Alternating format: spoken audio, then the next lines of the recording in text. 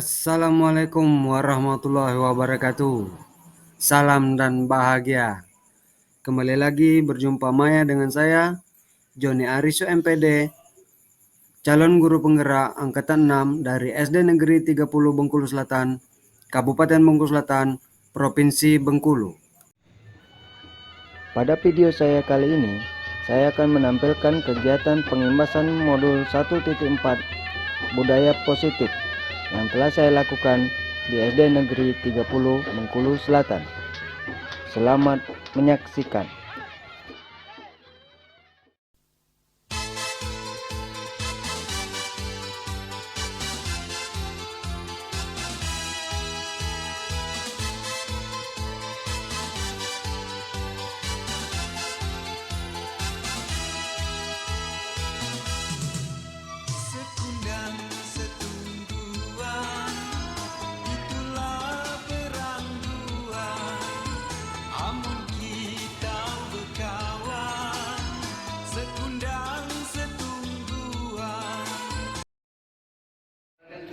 Hari ini kita akan membuat kesepakatan kelas. Kesepakatan kelas tersebut harus kita patuhi bersama. Jika ada yang melanggar, harus bersedia menerima konsekuensinya. Jadi nanti ketika ada melanggar, jatuhnya bukan hukuman, tetapi akibat dari perbuatan kalian.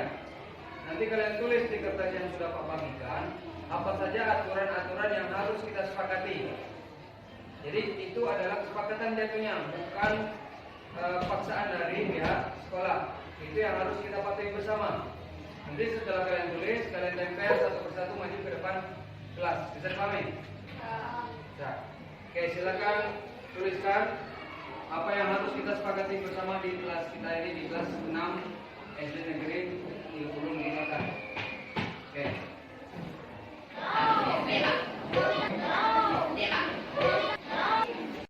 Situ ke kertas. Ya.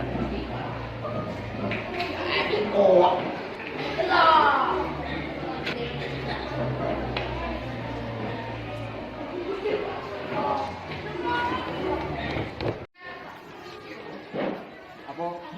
Aman?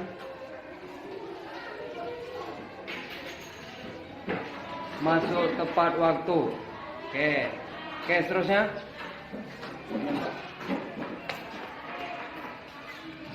Aisyah, jaga kebersihan. Nah, kurang muruk Aisyah, nggak apa-apa tapi isinya adalah jaga kebersihan. Jaga.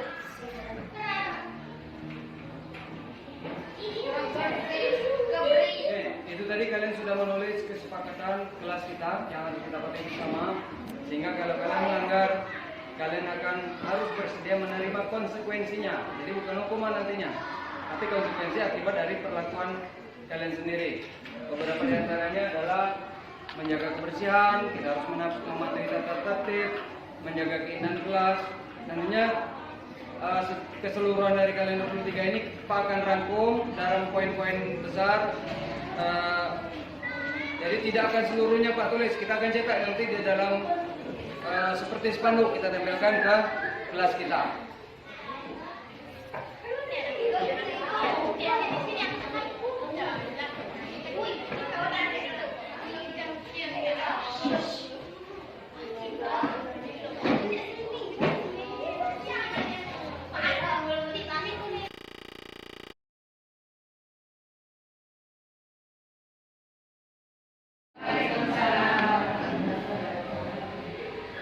Yang terhormat Ibu Kepala Sekolah SD Negeri 30 Bengkulu Selatan, yang saya hormati Dewan Guru beserta staf tata usaha SD Negeri 30 Bengkulu Selatan. Pertama-tama, marilah kita panjatkan puji dan syukur kehadiran Allah Subhanahu wa Ta'ala, karena berkat rahmat dan hidayahnya lah kita pada pagi hari ini dapat berkumpul di ruangan ini untuk melaksanakan kegiatan kita ini. Salawat beriring salam tak lupa kita curahkan kepada junjungan kita Nabi besar Muhammad SAW, karena berkat perjuangannya lah yang telah menghantarkan kita dari alam kegelapan menuju alam yang terang benderang seperti yang kita rasakan pada pagi hari ini. Susunan acara kegiatan pengimbasan modul 1.4 Budaya Positif oleh CGP Bapak Joni Ariso MPD di SD Negeri 30 Bengkulu Selatan pada hari Jumat 4 November November 2022. Acara yang pertama, pembukaan. Marilah kita bersama-sama membuka acara ini dengan melafazkan lafaz basmalah. Bismillahirrahmanirrahim. Yang kedua, menyanyikan lagu wajib. Kepada Ibu Dinda Permatasari kami persilakan. Hadirin dimohon berdiri. Indonesia tanah airku, tanah tumpah darahku. Marilah kita berseru, Indonesia bersatu. Hiduplah tanahku, hiduplah negeriku, bangsaku, rakyatku semuanya. Indonesia Raya, Indonesia Raya, merdeka, merdeka, tanahku, negeriku yang ku cinta. Indonesia Raya, merdeka, merdeka, hiduplah Indonesia Raya. Hadirin dipersilakan duduk kembali. Terima kasih kepada Ibu Linda. Acara selanjutnya yaitu sambutan dan pengarahan dari Ibu Kepala Sekolah kepada Ibu Eva Nirwana SPDSD. Kami persilakan dengan penghormatan. Bismillahirrahmanirrahim. Assalamualaikum warahmatullahi wabarakatuh. Alhamdulillah, puji syukur kita kepada Allah Subhanahu wa taala atas semua limpahan nikmat karunia-Nya, maka kita masih bisa menikmati hari ini, berhadir di sini dalam keadaan sehat walafiat. Salawat dan salam kita curahkan kepada Nabi kita Muhammad Sallallahu Alaihi Wasallam, para sahabat beliau, para kerabat beliau, para salafus soleh. Ini adalah kegiatan pengimbasan calon guru penggerak di sekolah kita. Mari kita sambut kegiatan ini dengan sebaik mungkin kita dukung Pak Joni untuk melaksanakan semua rangkaian tugas-tugas beliau. Nanti kita dengan adanya guru penggerak di sekolah kita, alhamdulillah kita belajar bersama, belajar pada Bapak Joni.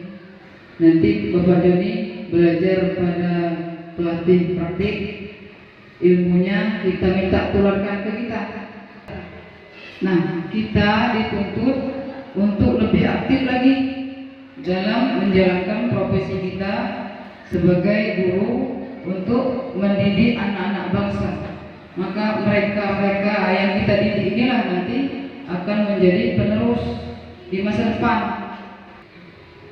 Nah, untuk itu kami silakan pada Bapak Joni Ariswa MPD mengimbaskan semua kegiatan guru penggerak. Kemudian tolong dibikin juga kawan-kawannya nanti bagaimana ilmunya juga ditularkan. Kemudian untuk teman-teman, mari kita sama-sama melaksanakan apa yang Bapak Joni sampaikan pada kita demi kemajuan sekolah kita, karena sekolah kita sekolah inti, jadi contoh bagi sekolah-sekolah yang lain. Demikian saja sambutan dari saya, lebih kurang mohon maaf. Billahi taufiq wal hidayah. Wassalamualaikum warahmatullahi wabarakatuh. Terima kasih kepada Ibu Kepala Sekolah. Kita masuki acara inti yaitu pengimbasan MA Modul 1.4 Budaya Positif oleh CGP Bapak Joni Ariso MPD. Yang pertama penyampaian materi kepada Bapak Joni Ariso MPD, kami persilakan. Bismillahirrahmanirrahim. Pertama-tama saya ingin mengucapkan terima kasih yang sebesar-besarnya kepada Bapak Ibu Kepala Sekolah, juga kepada Bapak Ibu rekan guru dan staf SD Negeri 30 Kabupaten Bogor Selatan yang telah menyempatkan diri untuk hadir di ruangan ini di sela-sela kesibukan kita mengajar dalam rangka menghadiri kegiatan pengimbasan yang sudah saya rencanakan. Salam salam dan bahagia. Jadi diharapkan nanti kita selalu berbahagia. Dengan kita bahagia, kita akan melaksanakan segala sesuatunya dengan senang hati tanpa ada unsur keterpaksaan.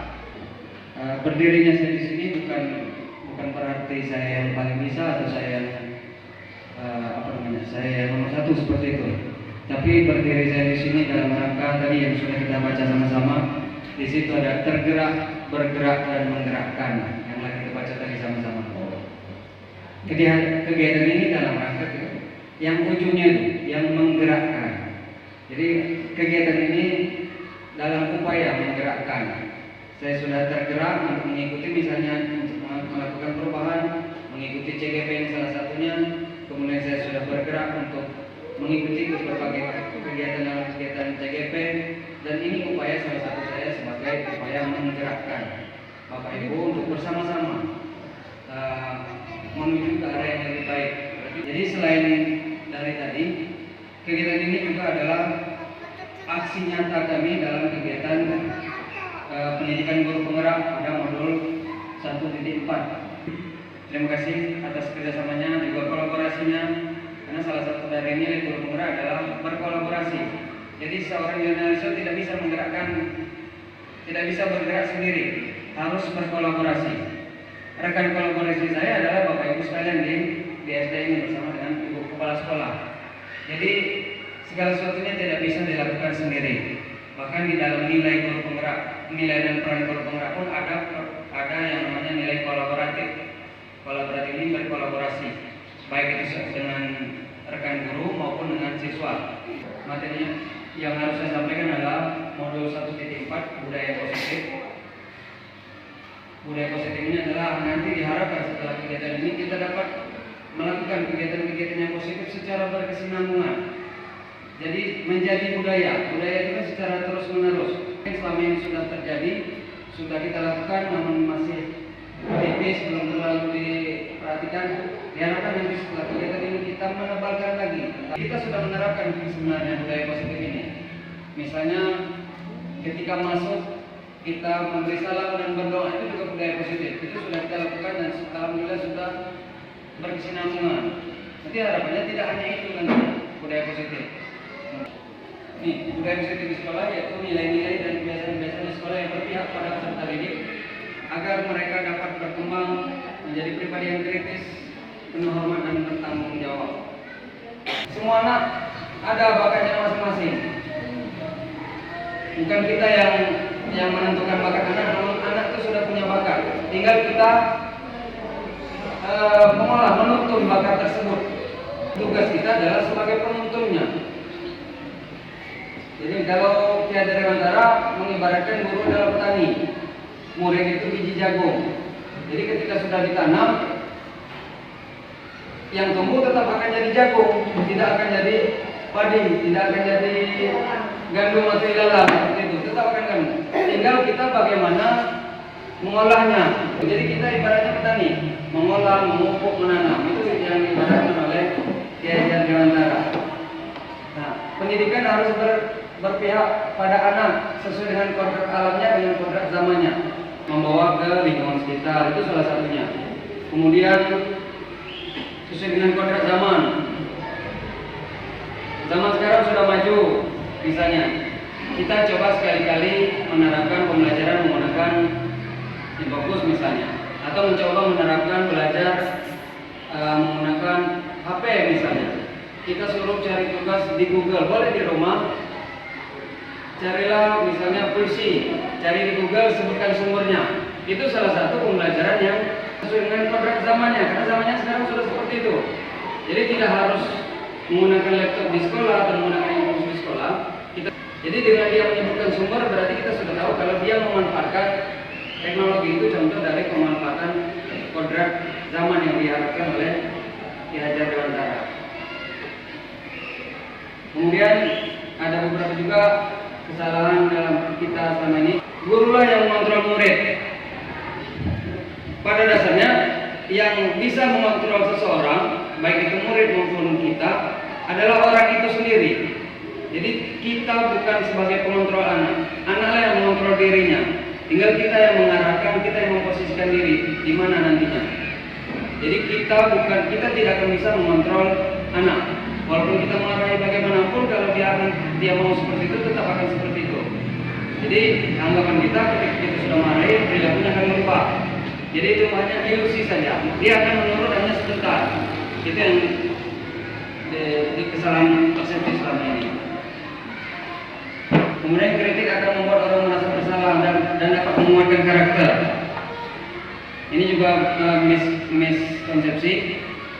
Kritik hanya akan melemahkan. Kritik yang tentu saja yang dengan menghardik, dengan memarahi dan penyampaiannya kurang bagus, itu akan menjatuhkan mental anak, bukan untuk menguatkan karakter. Kemudian bahwa semua penguatan positif efektif dan bermanfaat, yaitu tadi walaupun marah belum tentu positif. Jadi tidak semuanya kemarahan bersifat positif. Kemudian orang dewasa memiliki hak untuk memaksa. Ini tadi guru punya hak untuk memaksa, padahal tidak. Kita hanya menuntun tadi seperti yang disampaikan di awal. Ini ada teori kontrol. Kita mencoba mengubah orang yang berpandangan sama dengan kita, padahal yang seharusnya adalah kita berusaha memahami pandangan orang tersebut. Saya bisa mengontrol orang lain, yang seharusnya kita tidak bisa mengontrol orang lain. Nah, dalam rangka kegiatan mengontrol dan kesalahan persepsi tadi, ada yang namanya keyakinan kelas. Nantinya diharapkan dengan setelah adanya keyakinan kelas, mereka dapat berubah bersama-sama. Keyakinan kelas ini nantinya akan menjadi kesepakatan kelas. Di kelas saya sudah coba membuat kesepakatan kelas. Jadi apa itu keyakinan kelas?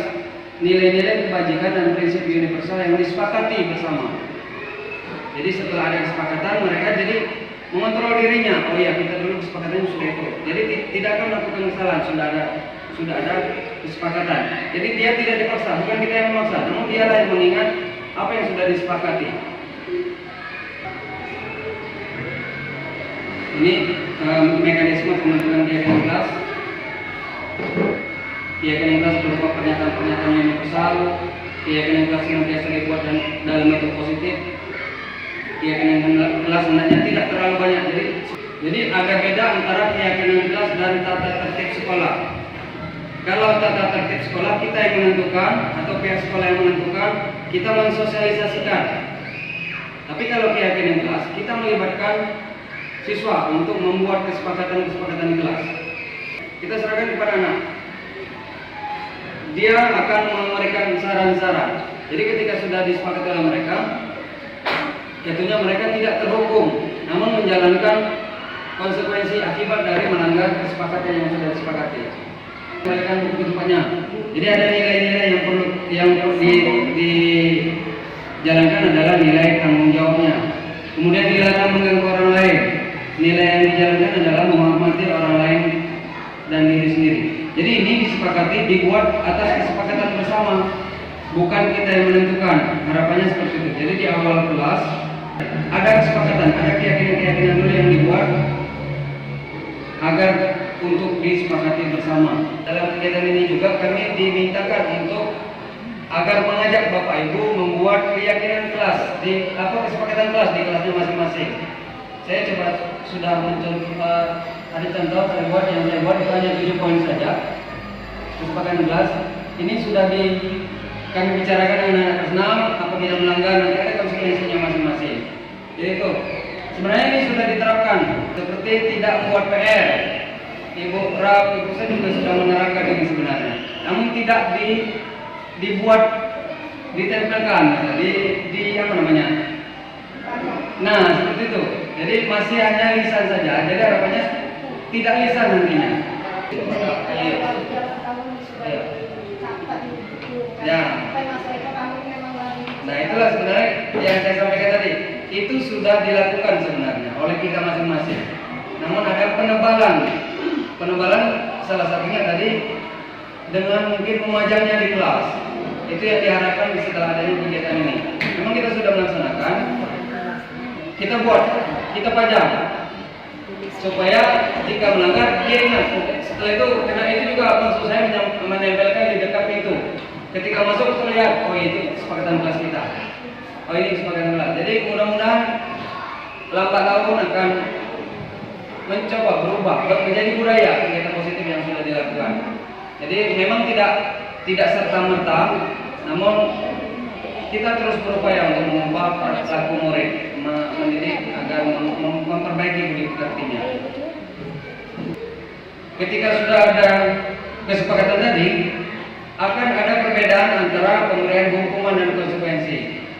Mencatat 100 kali di dalam buku kalimat saya tidak akan terlambat lagi karena terlambat sekolah.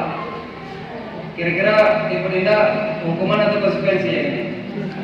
Konsekuensi. Lari mengelilingi lapangan basket 2 kali ketika terlambat hadir di sekolah. Hukuman. Kalau yang terakhir, lari mengelilingi lapangan basket 2 kali karena terlambat 10 menit untuk pelajaran PJOK. Konsekuensi. Nomor 2 tadi hukuman. Yang nomor 1 konsekuensi. Kalau ini Bu Dina kira-kira mengganti kertas teman yang telah dicoret-coret. Hukuman. Konsekuensi. Enggak apa-apa. Versi kali ini versi yang membersihkan tumpahan air di kelas karena tersenggol. Itu konsekuensi. Kita coba cek. Yang mencatat 100 kali ini adalah hukuman. Pada itu yang lari mengelilingi lapangan basket konsekuensi. Karena mungkin ada kesepakatan dengan Pak dengan guru PJOK. Seperti itu tadi ada kesepakatan, namun tidak tertulis. Biasanya guru PJOK tidak akan tertulis karena dia di lapangan. Namun biasanya sudah ada kesepakatan. Kalau terlambat 10 kali, tujuannya apa? Bukan menghukum, namun memang untuk pemanasan bagi dia. Pun pelajarannya adalah PJOK. Jadi kalau kita di kelas misalnya hukumannya lari, itu hukuman. Tapi kalau PJOK hukumannya lari atau pemanasan itu mungkin bisa jadi kesepakatan. Kesepakatan kalau sudah melanggar kesepakatan namanya konsekuensi. Itu yang saya sampaikan di awal. Jadi ada beda tata tertib dengan keyakinan kelas atau kesepakatan kelas. Jadi itu seperti ini tadi mengganti kertas teman yang telah coret-coret itu konsekuensi. Karena dia harus menjalankan tanggung jawab. Dia sudah merusak, harus mengganti. Membersihkan tumpahan air, dia bertanggung jawab karena dia yang menyenggol. Itu konsekuensi. Itu jadi ada perbedaan yang jelas antara hukuman dan konsekuensi. Harapannya kita bukan lagi menghukum, namun menjalankan agar anak menjalankan konsekuensi setelah ini nanti. Ini perbedaannya. Kalau hukuman sesuatu yang harus terjadi, karena tadi kata tertib misalnya, melanggar tata tertib. Kalau konsekuensi harus terjadi, karena dia sudah melanggar. Itu. Jadi ada kesepakatan, karena dia sudah melanggar kesepakatannya harus dilaksanakan. Bukan.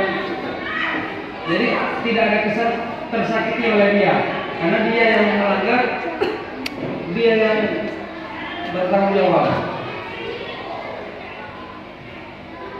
Kalau hukuman ada marah, ada rasa bersalah, ada kesan dipermalukan, ada merasa tidak dihargai kalau dia terhukum. Namun kalau dia menjalankan konsekuensi, mungkin haknya hilang. Dia harus mengikut jam olahraga dari awal, dia harus lari dulu. Kemudian tidak nyaman karena dia sudah melanggar tadi. Diasingkan sementara, orang lain sudah olahraga, dia masih lari keliling. Sementara saja, namun setelah itu kembali masuk, itu konsekuensinya. Tidak ada kesan yang dipermalukan dia. Kenapa tidak boleh dipermalukan? Kenapa tidak boleh ada rasa dimarahi dan sebagainya? Karena setiap manusia punya kebutuhan dasar. Ada 5 kebutuhan dasar yang manusia. Yang pertama adalah kebutuhan untuk bertahan, kemudian kebutuhan akan cinta kasih dan diterima.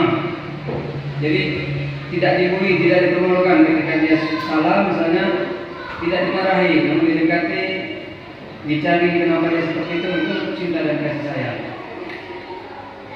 Kemudian kebutuhan akan penguasaan. Jadi setiap orang ada di dalam dirinya untuk keinginan untuk menguasai. Kemudian kebutuhan akan kesenangan yang jelas, setiap orang yang memiliki kesenangan, kemudian kebutuhan akan kebebasan, pasti karena seseorang ingin bebas. Ini sudah lumrah sekali antara kesenangan dengan kebebasan. Ini setiap orang pasti ingin kesenangan dan kebebasan.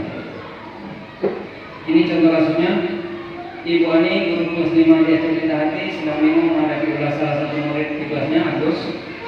Beberapa anak telah datang menurunkan Agus seringkali meminta bekal makanan siang mereka dengan paksa. Jika Anda bisa tersebut, apa yang akan dilakukan? Menurut Anda kira-kira apa alasan Agus melakukan itu? Agus ingin diperhatikan. Ini kebutuhan akan kasih sayang tadi atau diterima. Kemudian ini apabila Agus dia merasa hebat karena nggak baca maksau tadi, kebutuhan akan penguasaan tadi, baca maksau ya, jadi tidak dianggap dia wilayah hebat, itu kebutuhan akan penguasaan tadi. Punya semua di kelasnya itu pun ada. Kemudian kebutuhan akan pilihan, kebebasan. Jadi merasa bosan dengan bekal yang dibawakan oleh ibunya. Jadi ada kebebasan yang ingin dicapainya. Dia ingin jangan boleh terus saja. Misal, ini kebutuhan akan kebebasan tadi. Ini kebutuhan akan kebebasan. Dia tidak bebas.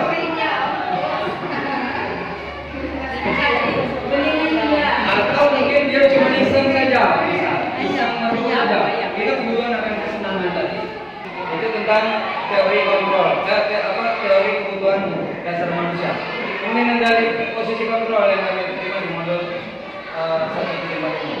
Ada 5 posisi kontrol kita sebagai guru. Yang pertama sebagai penghukum, kemudian pembuat rasa bersalah, kemudian sebagai teman, pemantau dan manajer. Kita seringkali berada, saya pun seringkali berada di posisi penghukum, menghading, menunjuk-nunjuk, menyindir. Ini posisinya sebagai penghukum. Ada yang lebih baik lagi sedikit sebagai pembuat merasa bersalah. Kita bercerita, ayolah nak, jangan ini, mak kamu habiskan si banyak hanya kakak ini. Atau ini kesian kamu dengan kuahnya dengan yang kuning, dan kakak kalau kecancung, dan kue-kue yang mulut. Itu posisinya sebagai pembuat merasa bersalah. Jadi harapannya dengan kita mengatakan demikian, anak-anak terpikir, oh ya Pak nilai keren, atau ibu nilai keren, atau berpikir. Jadi itu ketika kita berkata demikian, posisi kita sedang berada pada posisi pembuat merasa bersalah. Kemudian ada yang sedikit lebih baik lagi adalah sebagai teman. Ayo lakukan demi bapak, demi ibu misalnya. Masa kamu tidak mau? Ingat selalu, ibu akan bantu misalnya. Itu posisi sebagai teman. Ketika ada kesulitan, ayo. Misalnya itu, saya ini paling sering melaksanakan seperti ini. Yang lebih baik lagi, ada 2 posisi yang lebih baik lagi. Ada posisi sebagai pemantau, ada sebagai manajer. Misalnya kalau sebagai pemantau, kita hanya memberikan, ayolah, kemana rumus tadi? Coba kerjakan. Itu pemantau. Coba ingat lagi, kemana rumus tadi? Kenapa sampaikan? Itu pemantau. Jadi dia yang bekerja, dia sendiri, tidak dibantu. Ini kalau sebagai manajer. Kalau sebagai manajer dia lebih lagi. Ayo, baca kabar dulu misalnya. Tadi kan apa sampaikan, rumus ingat lagi, coba untuk bekerja apa baca kabar dulu. Nah ini sebagai manajer, kita mendorong untuk menguatkan mental anak. Ini sebagai manajer. Namun tetap dilaksanakan sesuai dengan kondisi anak. Ini materi terakhir yang harus saya sampaikan tentang restitusi. Apa itu restitusi? Proses menciptakan kondisi bagi murid untuk memperbaiki kesalahan mereka sehingga mereka bisa kembali kepada kelompok mereka. Dalam ketika restitusi ada 3 tahapan.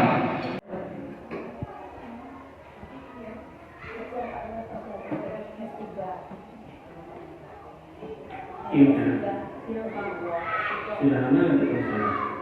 Kenapa hari ini ada di sini? Kesel pak, kesel banget. Masa aku dijatain Cortina pak? Ya aku marah lah. Aku gak dijatain TK di depan kelas. Kesel banget. Oh begitu. Ya pasti kamu marah dan kesal. Bapak juga akan marah apabila ada yang menuduh Bapak seperti itu. Kemudian pada saat itu kamu melakukan apa? Ya saya langsung ngatain mereka Pak. Kesel banget. Saya bentak-bentak dia depan teman-teman lain. Oh begitu. Pasti kamu melakukan seperti itu karena suatu alasan tertentu, kan? Iya lah, masa saya diam saja Pak. Ya saya bela diri lah. Masa saya dituduh tukang fitnah? Ya wajar lah. Mempertahankan harga diri itu sesuatu yang penting buat kamu. Untung kamu tidak lebih gegabah lagi, hanya membentak-bentak. Iya Pak. Untung saya masih bersabar dan hanya membentak saja. Sudah gemes padahal. Saya pasti bela diri lah. Ya pasti ya. Tapi kamu memilih untuk tetap bertahan dan bersabar. Kamu memilih untuk tidak berbuat lebih parah lagi, kan? Iya. Nah, sekarang coba kita lihat lagi tindakan kamu yang membentak Eka di kelas. Tindakan kamu itu kira-kira sesuai dengan keyakinan kelas atau prinsip kamu tidak? Enggak lah Pak. Capek Pak jadi pengarah. Jadi keyakinan atau prinsip mana yang kurang sesuai dengan keinginan kamu? Ya, saya sebenarnya sangat menghargai orang lain. Mungkin saat itu saya menjadi emosi, jadi tidak menentukan sikap itu. Kamu meyakini tidak menghargai orang lain itu penting buat kamu? Yakin lah Pak. Iya, setuju. Kita harus saling menghargai. Namun ada juga keyakinan yang kita sepakati yang perlu kita jalankan apabila kita sedang marah, kan? Ya, saya bisa lebih proaktif, mulai dengan diri sendiri. Saya bisa jadi lebih sabar, mengambil waktu jeda untuk berpikir mau apa selanjutnya. Ini salah satu contoh sebenarnya yang sudah kita lakukan untuk penerapan segitiga restitusi. Contoh saja, saya manggil. Kali ini kasusnya adalah dia seringkali terlambat setelah jam istirahat. Masuk kelas dia lambat sebelum istirahat. Kalau ini dia latihan taekwondo di kecamatan, dia sering memperagakan taekwondo di belakang itu. Ketika belajar dia galak taekwondo di belakang. Jadi kita panggil. Ya, dipraktekkan. Dia genang-genang dinding, genang meja ini dipanggil. Oke lah, nggak apa-apa taekwondo bagus itu taekwondo untuk bela diri. Itu tadi validasi tidak dengan kemudian, ya itu tadi jangan dalam kelas atau Pak. Karena keyakinan kelas kita memperhatikan. Oke, lihat kamu keyakinan kelasnya. Kalau kita belajar harus apa? Dia akan menjawab, harus memperhatikan Pak. Nah itu tadi salah satu contoh dari menanyakan keyakinan kelas segitiga restitusi. Itu beberapa materi yang harus saya sampaikan tentang penerapan budaya positif ini. Selanjutnya mungkin kita berikan pada pembawa acara teman-teman. Silakan. Acara selanjutnya yaitu sesi tanya jawab dan diskusi. Kepada teman-teman yang ingin bertanya, saya persilakan. Kepada Ibu Eva, saya persilakan untuk bertanya.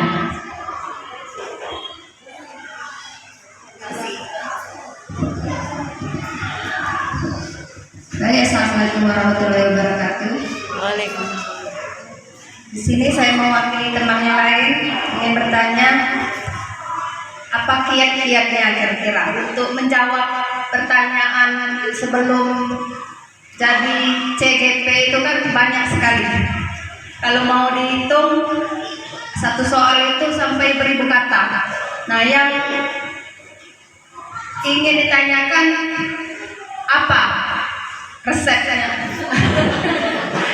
Sedangkan untuk merangkai kata itu aja susah, apalagi disuruh ngarang.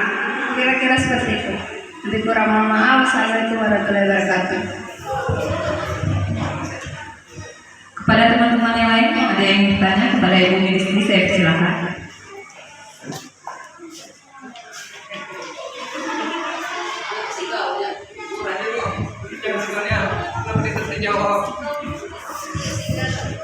Assalamualaikum warahmatullahi wabarakatuh. Baiklah, dalam kesempatan ini saya akan menanyakan tentang pembuatan kesepakatan kelas tadi. Kan tiap kelas kita berbeda-beda. Apakah setiap kelas itu untuk pembuatan kesepakatan kelas itu berbeda-beda pula sesuai dengan kelasnya masing-masing? Itu aja pertanyaan yang wabarakatuh.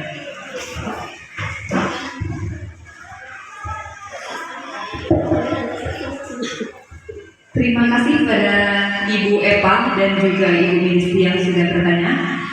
Untuk pertanyaannya akan dijawab oleh pemateri selaku Bapak Joni Arso, kami persilakan.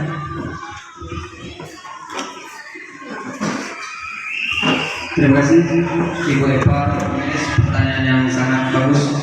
Kita ke acara selanjutnya yaitu yang acara penutup. Marilah sama-sama kita tutup acara ini dengan melapaskan napas hamdalah. Alhamdulillah. Terima